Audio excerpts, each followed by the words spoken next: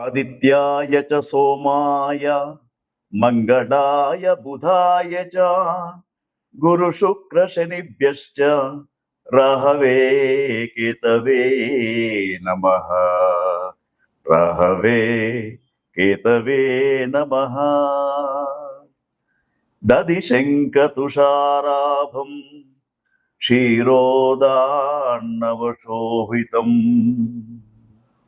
శ్రీ గురుభ్యో నమః. శ్రీమాత్రే నమః.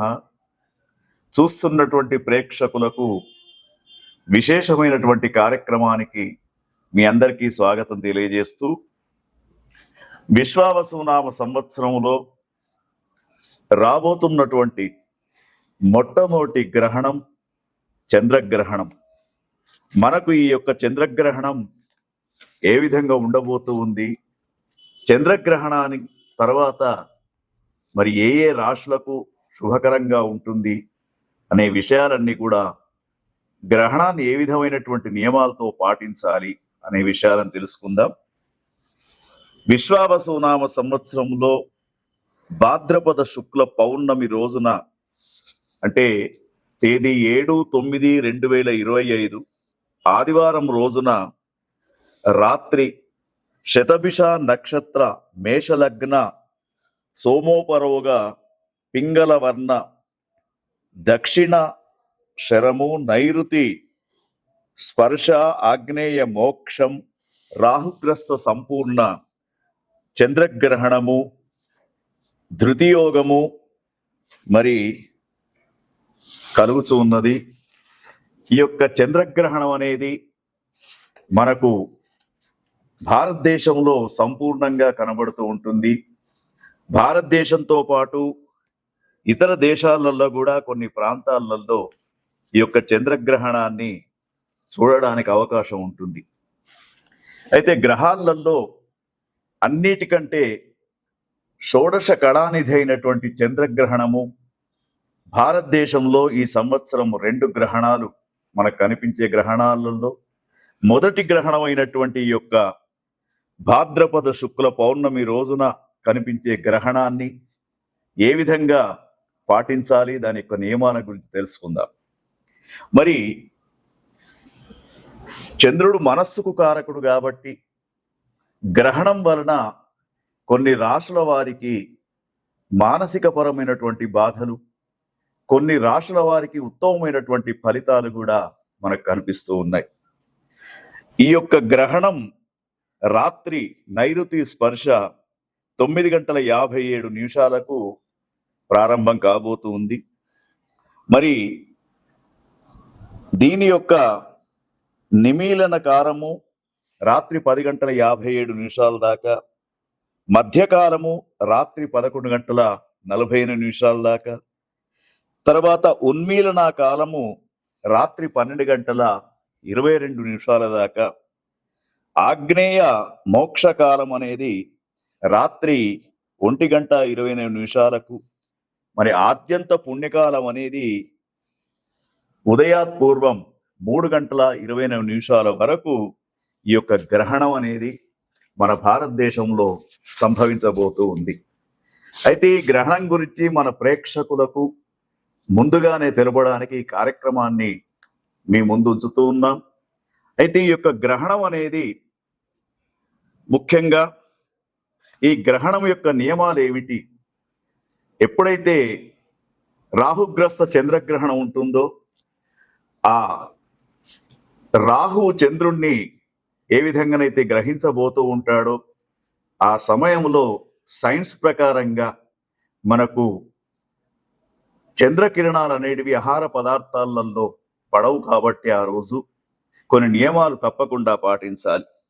ముఖ్యంగా మధ్యాహ్నం భోజన సమయం 1 గంట లోపుగా భోజన సమయాన్ని ముగించుకోవాలి. తర్వాత రాత్రి భోజనం అనేది ఒక వృద్ధులకు చిన్నపిల్లలకు మాత్రమే సాయంకాలం 7:40 దాకా అవకాశం ఉంది. మిగతా వాళ్ళందరూ కూడా రాత్రి భోజనం చేయకుండా ఉండడమే శుభ సూచకంగా చెప్పబడుతూ ఉంది. అయితే ఈ భోజనం చేయకుండా ఉండడం అనేది మూఢనమ్మకం అనుకోవద్దు. మనకు ప్రత్యక్ష దైవాలైనటువంటి సూర్యచంద్ర గ్రహణాలు వచ్చినప్పుడు జీర్ణక్రియలో కొంత మార్పు వస్తూ ఉంటుంది కాబట్టి అనవసరమైనటువంటి అనారోగ్యానికి గురి కాకూడదని చెప్పేసి మన పూర్వీకులు ఈ యొక్క భోజన వ్యవస్థను ఈ విధంగా పెట్టడం జరిగింది. తర్వాత ఈ గ్రహణం అనేది ముఖ్యంగా గ్రహణం రోజున మనందరికి కూడా తెలుసున్నటువంటి విషయము, సాయంత్రం దేవాలయాలన్నీ కూడా మూసి ఉంటాయి. గర్భవతులు, చిన్నపిల్లలు, రోగులు, వృద్ధులు వారికి మాత్రం రాత్రి 7 గంటల దాకా స్వల్పాహారం తినడానికి అవకాశం ఉంది. వేదకాలంలో భోజనము, నిద్రపోవడము, తర్వాత మైథున్యము ఇవన్నీ కూడా నిషిద్ధం అని చెప్పేసి మన పూర్వీకులు చెప్పడం జరుగుతూ ఉంది. అయితే ఈ యొక్క గ్రహణ సమయంలో మరి ఎవరికైతే ఒక 4 రాశుల వారికి ఉత్తమ ఫలితం, 4 రాశుల వారికి మధ్యమ ఫలితం, 4 రాశుల వారికి అధమ ఫలితం అనేది చెప్పబడుతూ ఉంది పంచాంగ శాస్త్రంలో. మరి యొక్క 4 రాశులలో ఉన్నటువంటి వారందరికీ కూడా ఒక సూచన ఏమిటంటే, అధమ ఫలితాలు ఉన్నటువంటి వారు తప్పకుండా గ్రహణ మోక్షకాలం తరువాత వారంతా కూడా వీలైనంత వరకు నదీ స్నానం చేయడం శ్రేయస్కరంగా చెప్పబడుతూ ఉంది. అదేవిధంగా ఈ గ్రహణము ఏ నక్షత్రాలు, ఏ రాశులపైన సంభవిస్తూ ఉన్నాయో వాళ్ళు తెల్లవారి లయకారుడైనటువంటి శివునికి అభిషేకం చేసుకోవడం, తర్వాత ముఖ్యంగా దానితో పాటు ఇంకా కొన్ని చంద్రగ్రహణం అనేది మరి మానసిక పరమైనటువంటి ఒత్తిడులకు గురి చేస్తూ ఉంటుంది కాబట్టి వారంతా కూడా గ్రహణ ప్రారంభ సమయంలో స్నానం చేయాలి. తర్వాత గ్రహణ అయిపోయిన తర్వాత గ్రహణం ప్రారంభం నుండి మోక్షకాలం దాకా జపాలం చేసుకోవాలి.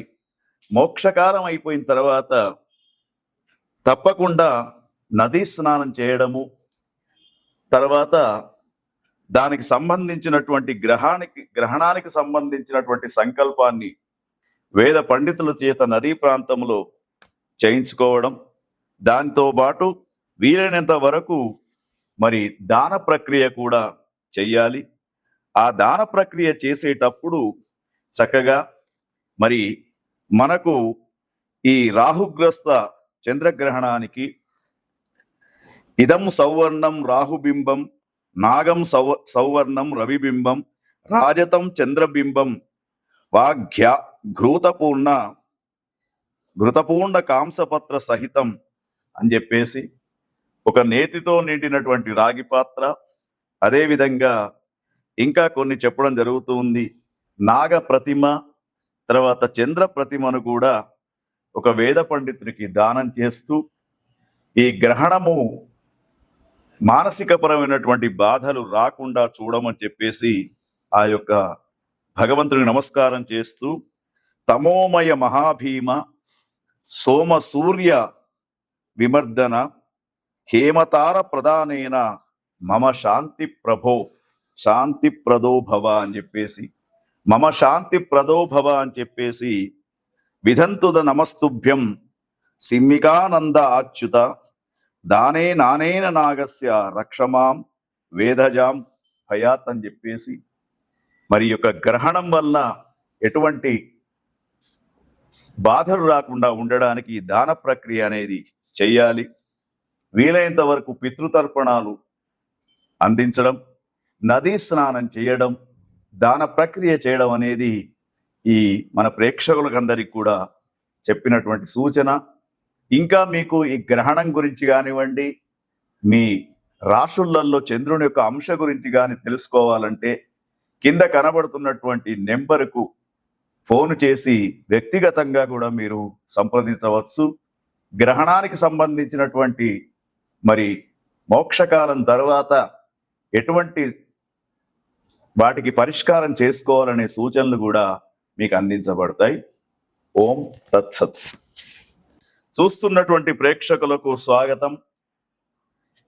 భాద్రపద శుక్ల పౌర్ణిమ 9వ నెల 7వ తారీఖు ఆదివారం రోజున రాత్రి సంభవించబోతున్నటువంటి చంద్రగ్రహణం అనేది సింహరాశి వారికి 5వ రాశి అయినటువంటి సింహరాశి వారికి ఏ విధంగా ఉండబోతుందో చూద్దాం.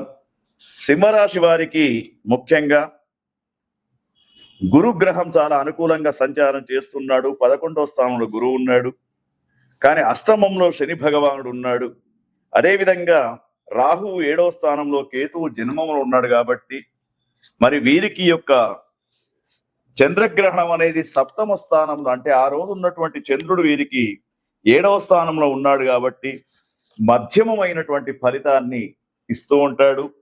మరి 7వ స్థానంలో సింహరాశి వారికి ఉన్నటువంటి వీరికి ముఖ్యంగా సింహరాశి వారికి ఈ గ్రహణాన్ని అనుసరించి వారి యొక్క జాతకం సామాన్యమైనటువంటి శుభ ఫలితాలు సూచిస్తూ ఉన్నాయి. పని ఒత్తిడి పెరుగుతూ ఉంటుంది. కుటుంబంలో కొంత సమస్యలు అనేటివి ఏర్పడుతూ ఉంటాయి. తర్వాత ముఖ్యంగా శరీరం అలసిపోవడం, అనుకోనటువంటి నిందలు పడడం అనేది కూడా సంభవిస్తూ ఉన్నా, మరి ఇక్కడ జరుగుతున్నటువంటి చంద్రగ్రహణం మూలంగా చూసినప్పుడు సింహరాశికి 7మంలో చంద్రుడు ఆ రోజు ఉన్నాడు. కాబట్టి వీరికి శారీరకమైనటువంటి సౌఖ్యము, మనోల్లాసం అనేది లభించబోతూ ఉంది. కానీ గ్రహణ స్థితిని అనుసరించి చూసినప్పుడు మధ్యస్థమైనటువంటి ఫలితాలు ఉన్నాయి. కాబట్టి తప్పకుండా వీరు లయకారుడైనటువంటి శివునికి మహాన్యాసకపూర్వక అభిషేకము పంచామృతాలతో చేయిస్తూ, అష్టోత్తర నామంతో, బిల్వ పత్రాలతో ఏదైనా ఒక శివాలయంలో అర్చన చేసుకోవడం, నదీ స్నానం చేయడం, గ్రహణ దానం చేయడం వీరికి శ్రేయస్కరంగా చెప్పబడుతూ ఉంది. ఓం తత్సత్.